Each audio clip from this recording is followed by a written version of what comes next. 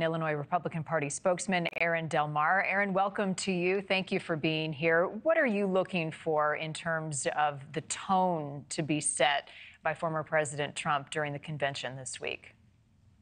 You know, between all the delegations, both from Illinois and across the nation, we have a strong feeling of resilience, of grit, and of unity. Unity being the biggest one. A lot of us were excited about coming to Milwaukee. There was a huge amount of electrifying anticipation that we were going to have such a great experience coming out here, and it has not been disappointing. Last night, we had our opening party where all 50 delegations all took part in the Red, White, and Brew event. With Trace Adkins. It was amazing. Security was heightened. We saw a lot more drones. We saw helicopters.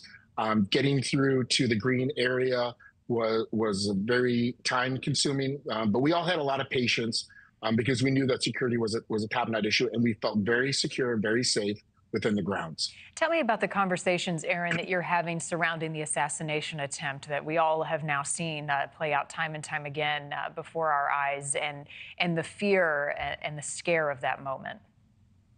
Yeah, there was a spectrum of emotions, really. The first one was obviously shock. There was fear, what was happening at that event in Pennsylvania.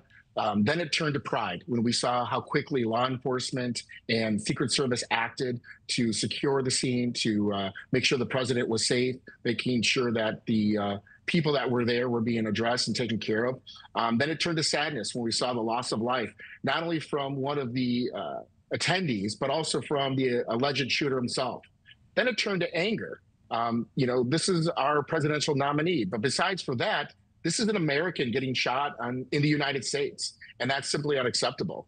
Then it turned to disgust, and it said, hey, look, the political polarization that our country is in right now isn't just sustained, and we need to do something to unify, come together as a nation and as our separate parties, but to do it in a way that we can prevent any kind of political violence in the future. Yeah, I think a lot of people, Aaron, can relate to that roller coaster of emotion that you and so many others are feeling as you're there now and RNC events get underway.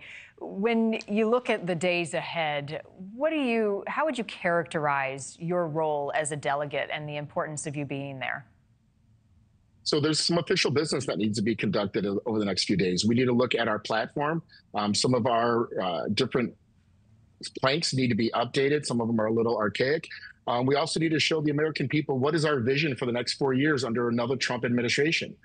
We need to really explain to them and compare and contrast what we perceive as a successful future versus what would be under another 4 years of failed leadership with Joe Biden. I think that we can make some really strong, compelling arguments. And I think we as a Republican Party are united and energized more than ever to support Donald J. Trump as our presidential nominee. Voters will head to the polls in November and they vote for the president, but the ticket is important as well. What do you expect when the former president announces his VP pick, the person who will join him on the top of that ticket? And do you have a prediction? One, I have two predictions. I think I got it narrowed down to two strong candidates. Every morning, every delegation has a breakfast meeting where we have a different speaker. And this morning, we were all electrified to find out that the president was going to be announcing his vice president pick. A lot of us think it's going to be JD Vance or Tim Scott.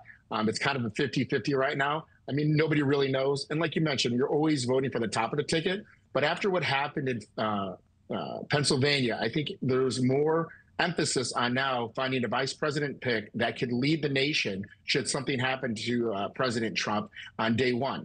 And so I think the qualifications of whoever that VP is really needs to be strong and secured, and we're excited about the announcement later on today.